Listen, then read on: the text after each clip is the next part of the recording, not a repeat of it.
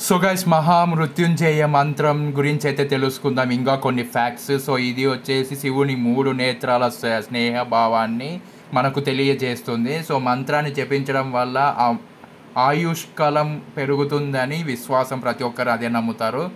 So ఓం త్రయంబకం యజామహే అనే పదాలతో మొదలవుతుంది ఈ మంత్రము.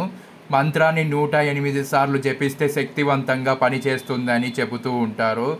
ఇది మృత్యుపై విజయం పొందే మంత్రంగా భావిస్తారు. స్వయాన పరమశివుడే మనకి ఇచ్చిన గొప్ప వరం ఇది మనకి.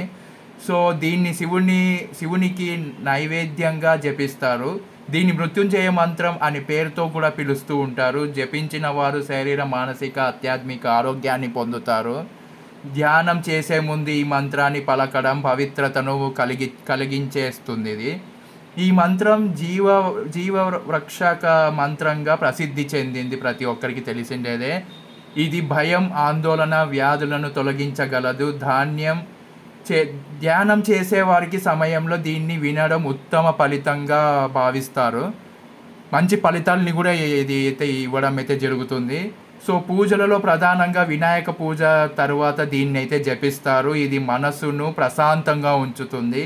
శరీరంలోని నెగిటివ్ ఎనర్జీని తొలగించే శక్తి దీనికైతే ఉంది. దీన్ని శివరాత్రి రోజున జపిస్తే విశేష ఫలితాలు లభిస్తాయి.